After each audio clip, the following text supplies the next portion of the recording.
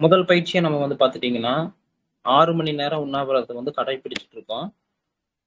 இந்த முதல் பயிற்சியில வந்து உங்களுக்கு ஏற்பட்ட அனுபவங்கள வந்து நீங்க பகிர்ந்துக்கிறதுனா பகிர்ந்துக்கலாம். அல்லது அதுல ஏதாவது சந்தேகங்கள் இருக்கு. அப்படி சந்தேகங்கள் இருந்தாலும் நீங்க தெளிவடைஞ்சுக்கலாம். எதுவா இருந்தாலும் நீங்க சொல்லுங்க. ஏன்னா கிட்டத்தட்ட முதல் பயிற்சி நம்ம ஆரம்பிச்சு 1 மாசம் ஆயிருச்சு. இந்த 1 மாசத்துல வந்து பார்த்தீங்கன்னா, உங்களுடைய உடல்நிலை எப்படி இருக்கு? உடல் முன்னேற்றம் எப்படி இருக்கு? அதுல ஏதாவது உங்களுக்கு சந்தேகங்கள் இருக்கா? இல்ல உடல்ல வந்து பார்த்தீங்கன்னா, ஏதாவது மாற்றங்கள் தெரியுதா? இப்படி எதுவாக இருந்தாலும் நீங்க சொல்லலாம். ஐயா, உடல் ஐயா வந்து வணக்கம் ஐயா. லேசான மாதிரி ஒரு ஃபீலிங் நல்லாவே தெரியுதுங்க ஐயா. சரிங்க, சரிங்கய்யா. இப்போ கோடை காலமா இருக்கிறதுனால வந்து அந்த காலையில 8 மணிக்கு சாப்பிட சொல்றீங்க இல்லையா? ஆமாங்க. அந்த நேரத்துல அந்த அந்த பழைய சோறு சாப்பிடலாம் இல்லைங்களா? சாப்பிடலாங்கய்யா. தாராளமா சாப்பிடலாம். சரிங்க ஐயா, நன்றி நன்றி. சாப்பிடலாங்க. நான் வந்து பார்த்தீங்கன்னா, 6 மணி நேரம் உண்ணாவிரதம் மட்டும் தான் சொல்லியிருக்கேன். இதுதான் சாப்பிடணும், இது சாப்பிடக்கூடாது, இத்தனை வேளை தான் சாப்பிடணும். இப்போ அந்த பயிற்சிக்குள் நம்ம வரவே கிடையாது. நம்ம வந்து நீங்க சாப்பிட்டு 6 மணி நேரம் கேப் விடுங்க. அவ்வளோதான். அது மட்டும் தான் இப்போதைக்கு நம்ம பண்ற பிராக்டிஸ். அதனால நீங்க சரிங்க என்ன ஐயா. வேணாலும் சாப்பிடுங்க. 6 மணி நேரம் கேப் மட்டும் விடுங்க. ஏன்னா அடுத்தடுத்த பயிற்சிகள் ஒவ்வொன்னா வந்துகிட்டே இருக்கும். ஒண்ணொண்ணா வரும்பொழுது நம்ம ஒவ்வொன்னா நம்ம கடைபிடிச்சுட்டு போயிட்டே இருப்போம். அதனால முதல்ல 6 மணி நேரம் கேப் விடுறோம். இப்போ வந்து பார்த்தீங்கன்னா, இந்த டீ வந்து விட முடியாத நபர்களுக்காக மூலிகை டீ குடுத்துருக்கோம். அவ்வளோதான். அதே போல வந்து பார்த்தீங்கன்னா, வயிற்று புண் இருக்கு, இல்ல ஏதாச்சும் புண்கள் இருக்கு, உடல்ல வந்து நோய் எதிர்ப்பு சக்தி குறைவா இருக்குன்னா, அவங்க வந்து டீய பயன்படுத்திக்கலாம். நன்றி ஐயா. நன்றி, நன்றிங்கய்யா. ஐயா வணக்கம் ஐயா. வணக்கம். சொல்லுங்கய்யா. ஐயா இந்த பயிற்சி நான் இப்போ முதல்ல இருந்து பண்ணிட்டு வந்துட்டு இருந்தேன். இடையில சரிங்கய்யா. எனக்கு திடீர்னு வாய், வயிறு எல்லாமே வந்து புண்ணாயிடுச்சு ரொம்ப. சரிங்க, என்னால சரிங்க. வந்து எதுவுமே சாப்பிட முடியாத அளவுக்கு வந்துடுச்சு. ம், ம். அதனால வந்து நான் ஒரு 7 நாள் மட்டும் பிரேக் எடுத்துட்டேங்கய்யா. சுத்தமா வந்து இது பண்ணிட்டு, ரெகுலரா பால் எடுத்துக்கிறது, உணவு வந்து காரம் இல்லாத உணவு எடுத்து, இப்போ ஒரு 2, 3 நாளா எனக்கு சரியா இருக்கு. இப்போ இன்னிலிருந்து தான் மறுபடியும் நான் அந்த 6 மணி நேரத்த வந்து கடைபிடிக்க ஆரம்பிச்சிருக்கேன். ஏன்னா வாய் ரொம்ப புண்ணாயிடுச்சு. என்னால எதுவுமே பண்ண முடியல. இப்ப கூட சாப்பிட்ட உணவு சாப்பிட்டா சுவையே தெரியாத அளவுக்கு ஆயிடுச்சு இப்ப எனக்கு. இப்பதான் சரிங்க, கொஞ்சம் சரி. கொஞ்சம் சரியாயிட்டு இருக்கு. இப்ப இந்த டீ சாப்பிட ஆரம்பிச்ச பிறகு இது நார்மல் ஆயிடும் இல்லைங்கய்யா அது? கண்டிப்பா, கண்டிப்பா இருங்க. அதே போல வந்து பார்த்தீங்கன்னா, திடீர்னு இந்த மாரி வாய் புண்ணாயிருச்சு, வாய் வயிற்றுல புண்ணாயிருச்சு, வலிக்குதுன்னா, நீங்க என்ன ம், செய்றீங்கன்னா, தேங்காய் இருக்கு இல்லைங்களா? தேங்காய் வந்து பார்த்தீங்கன்னா, ம். சிறுசா சின்ன சின்ன பீஸா கட் பண்ணியோ, அல்லது தேங்காய் வந்து துருவிய பூவாக எடுத்தோ, மிக்ஸியில போட்டு அடிச்சு ம். பால் எடுத்துக்கங்க. தேங்காய் பால்ன்னு சரிங்கய்யா. சொல்லுவோம். இந்த பால வந்து பார்த்தீங்கன்னா, காய்ச்சக்கூடாது. காய்ச்சாம பச்சை பால் சரிங்க. எடுத்துட்டு, இந்த பச்சை பால்ல வந்து ம். பார்த்துட்டீங்கன்னா, சிறிது மாசிக்காய் பொடி, அல்லது மாசிக்காய் வந்து ஏதாவது கல்லுல உரசி இலச்சு எடுத்து, அதைய வந்து நீங்க பயன்படுத்திக்கலாம். மாசிக்காயும், சரி. அதே போல வந்து பார்த்துட்டீங்கன்னா, சிறிது ஜாதிக்காயும் இலச்சு உள்ள போட்டுக்கலாம். அளவா அளவா சரிங்க. கொஞ்சமா நீங்க இலச்சு போட்டா போதும். நம்ம எப்படிங்க சரிங்க, ஒரு சரிங்க. சந்தனம் பொட்டு வைக்கிறோம் இல்லைங்களா? நெத்தியில. அந்த அளவுக்கு. அந்த அளவுக்கு. ம். ஒரு விரல் எடுத்து நம்ம சந்தனம் பொட்டு, ஒரு விரல் எடுத்து நம்ம பொட்டு வைக்கிற அளவுக்கு இலச்சு, தேங்காய் பால்ல கலந்து நீங்க குடிச்சுக்கலாம். இத குடிச்சீங்கன்னா, சரிங்க, உடனே சரி. உங்களுக்கு புண்ணு நல்லாயிரும். ஓகே. சரிங்க. நன்றிங்க. இது வேற ஒண்ணும் இல்லைங்கய்யா. புண்ணு ஏன் ஆகுதுன்னா, நம்மளுடைய உடல்ல வந்து கெட்ட பாக்டீரியா அதிகமா இருக்குதுன்னு அர்த்தம். அது புண்ணு வர்றதுக்கு ஒரு பாக்டீரியா தான் காரணம். அந்த பாக்டீரியா வந்து அதிகமா இருந்ததுனால தான் திடீர்னு இந்த மாரி புண்ணு வரும். நல்ல பாக்டீரியாவினுடைய வளர்ச்சி அங்க குறைய குறைய புண்ணு வர ஆரம்பிச்சுரும். நீங்க இந்த தேங்காய் பால் சரிங்க. வெறும் வயித்துல தேங்காய் பால் எடுக்கும் பொழுது, அங்க அந்த குட் பாக்டீரியா வந்து பார்த்தீங்கன்னா, அதிகரிக்க ஆரம்பிக்கும். அதான் வந்து பார்த்தீங்கன்னா, புரோபயாட்டிக்ன்னு சொல்லுவாங்க இல்லைங்களா? அந்த மாரி ப்ரீபயாட்டிக், புரோபயாட்டிக்ன்னுலாம் சொல்லுவாங்க. இதனுடைய வளர்ச்சி வந்து அதிகமாகும். அதிகமாகும்போது அங்க இருக்கிற புண்கள் எல்லாமே கட்டுப்படும். அதாவது நீங்க வந்து வயிற்று சரிங்க. வாயில புண்ணு வந்துருச்சு, வாயில வந்து ம். துர்நாற்றம் வருது, மலம் கழிக்கும் பொழுது துர்நாற்றம் வருதுன்னா, உடல்ல வந்து கழிவும், கெட்ட பாக்டீரியாவும் அதிகமா இருக்குதுங்கிறது அர்த்தம்.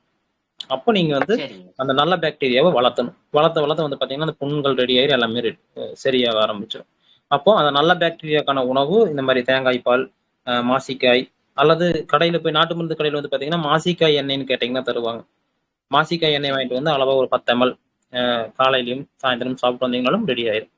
இல்ல இது எதுவுமே வேண்டாம்னா, நீங்க பழைய சாதத்துடைய தண்ணி, ஒரு நாள் 8 மணி நேரத்துக்கு மேல ஊற ம். வச்ச சாதத்தோட தண்ணி மட்டும் குடிக்கிறது. சாப்பாட சாப்பிடாம, தண்ணி மட்டும் காலையில குடிச்சிட்டு வர்றது. இந்த மாரி பண்ணிட்டு வரும்பொழுது, உங்களுக்கு அந்த நல்ல பாக்டீரியா வளர்ந்துரும்.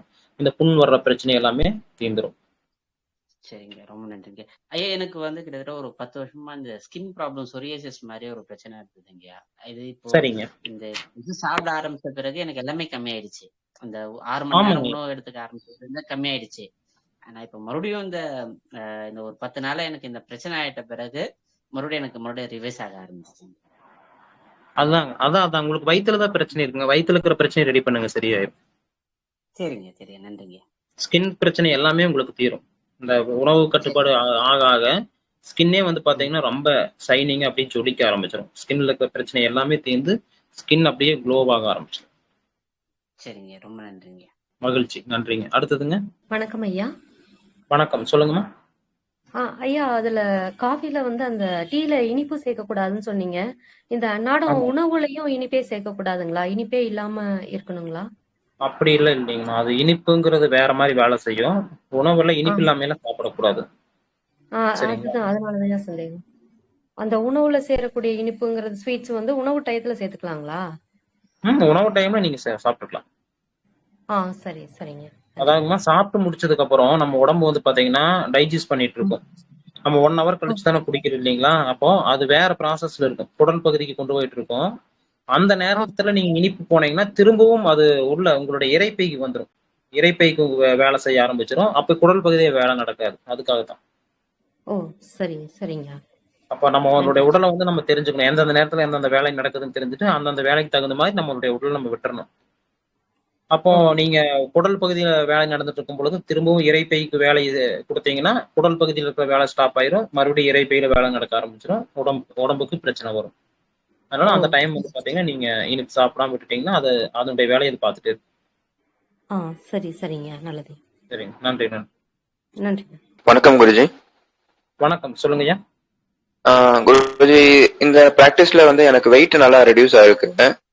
சரிங்க சரி. அப்புறம் மோஷன் வந்து பாத்தீங்கன்னா முன்னாடி வந்து என்ன சொல்ல அந்த ரெகுலர் டைம்ல இல்லாம நான் அந்த ஒரு மாதிரி எந்தெந்த டைம்ல போகாம அந்த மாதிரி தான் இதாயிட்டு இருந்துச்சு. இப்போ வந்து எனக்கு ரெகுலரா 2 டைம்ஸ் போகுது.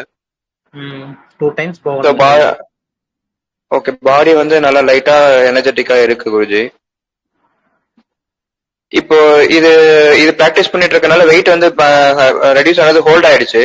திருப்பி நான் ஃபர்தரா வெயிட் இன்க்ரீஸ் பண்ணோம் அப்படின்னா ஏதாவது எக்ஸ்ட்ரா ஏதாவது பண்ணுமா, இல்ல இதுவே இப்படியே இருந்தாவே போதுமா குருஜி? அவ்வளவுதாங்க ஐயா. இதுக்கு மேல உங்களுக்கு ஸ்டாப் ஆயிடுச்சுன்னா அதுக்கு மேல கம்மியுமாகாது, ஏறவும் செய்யாது, அப்படியே நின்றும். ஓ, ஓகே ஓகே குருஜி. அதுதான் உங்களுக்கான சரியான எடை. ஓகே. அதாவது நம்ம நடந்தோம்னா காத்துல மிதந்துட்டு போற மாதிரி இருக்கணும் நம்மளுடைய உடம்பு. இல்ல பாக்குறவங்க எல்லாம் பாத்தீங்கன்னா நீங்க வந்து என்ன சொல்ற ரொம்ப இழைச்சிட்டீங்க, வெயிட் ரைஸ் பண்ணுங்க அப்படின்ற மாதிரி சொல்றாங்களா? அதனாலதான் கேட்டேன். அப்படி இல்லை இல்லைங்க. உங்களுடைய உடலுக்கு தெரியும் எந்த அளவு எடையில இருந்தா உடல் ஆரோக்கியமா இருக்கணும் அப்படிங்கிறது உங்களுடைய உடலுக்கு தெரியும். அதனால வந்து பாத்துட்டீங்கன்னா நீங்க உங்களுடைய உடலுக்கு விட்டுருங்க, அவ்வளவுதான். உங்களுடைய உடல் உங்களை பார்த்துக்கும், அவ்வளவுதான். நம்ம வந்து உடலை எல்லாம் பார்க்க முடியாது, சரிங்களா? ஒரு செல்ல கூட நம்மளால கண்ட்ரோல் பண்ண முடியாது. கண்டிப்பா நம்மளுடைய உடல் தான் நம்மளை பார்த்துட்டு இருக்கு. அதனால நீங்க அது விட்டுருங்க. நம்மளுடைய உடல் நம்மளுடைய ஆரோக்கியமா வச்சுக்கும். அதுக்கான வாய்ப்பை மட்டும் நம்ம கொடுத்தா போதும்.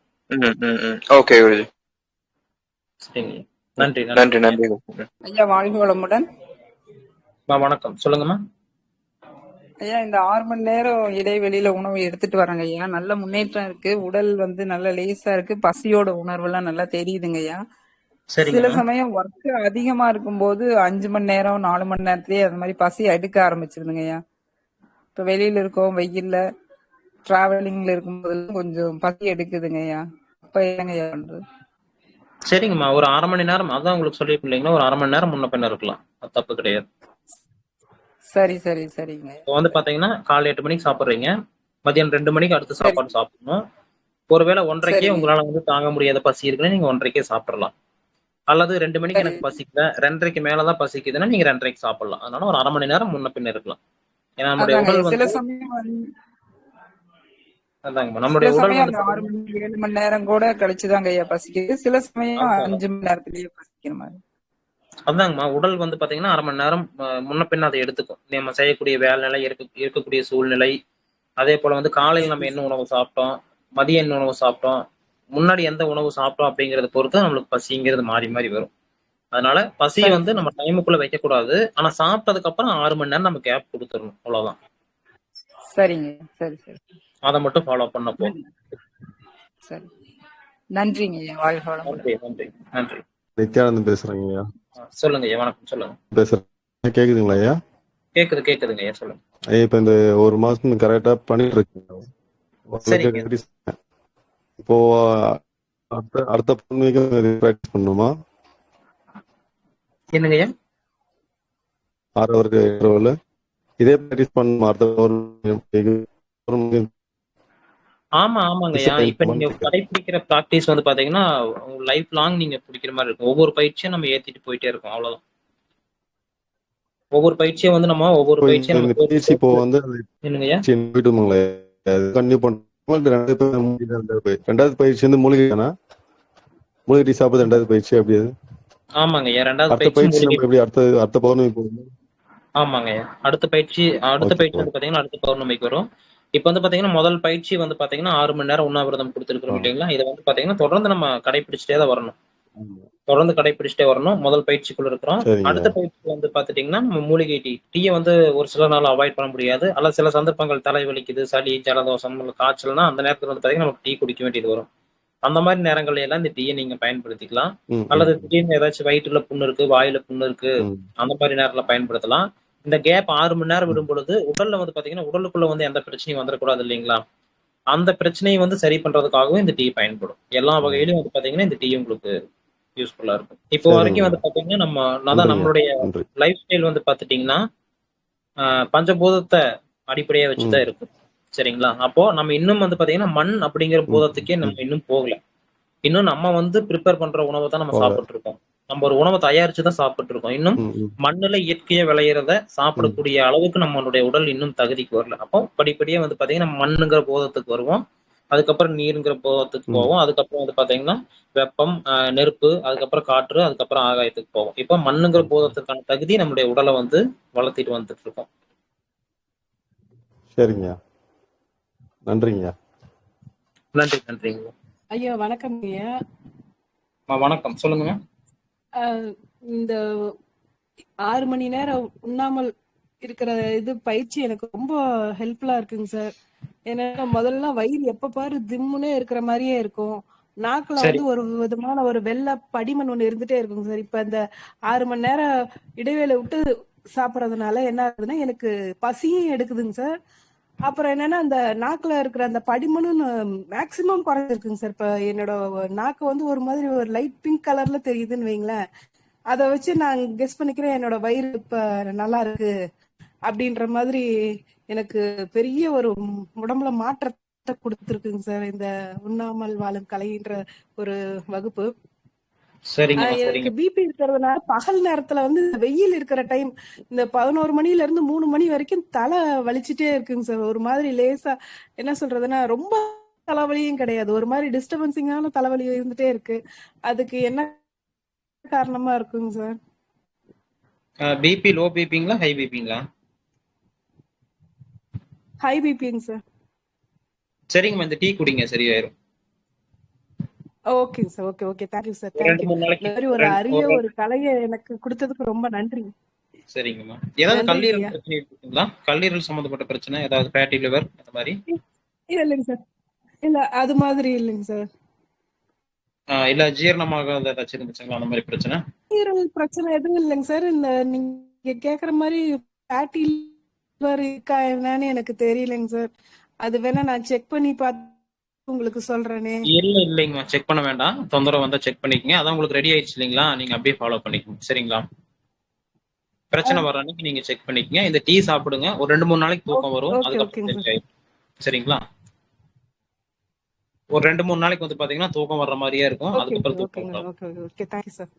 நன்றி. இந்த வகுப்பில் இணைந்த அனைவருக்கும் எனது நன்றி தெரிவித்துக் கொள்கிறேன். இந்த பயிற்சி நீங்க எல்லாரும் கடைபிடிக்கணும்.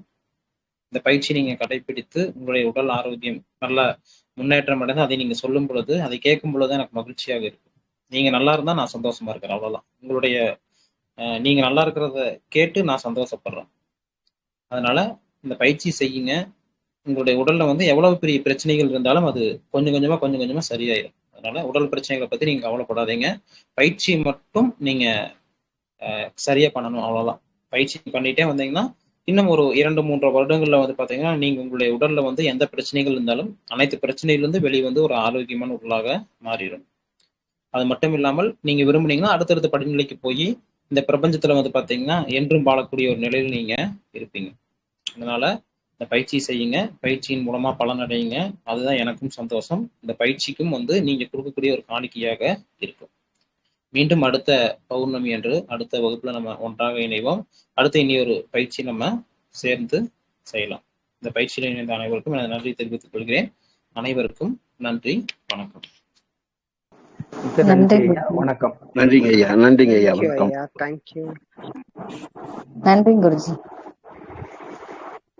நன்றி ஐயா, வாழ்த்து வளமுடன்.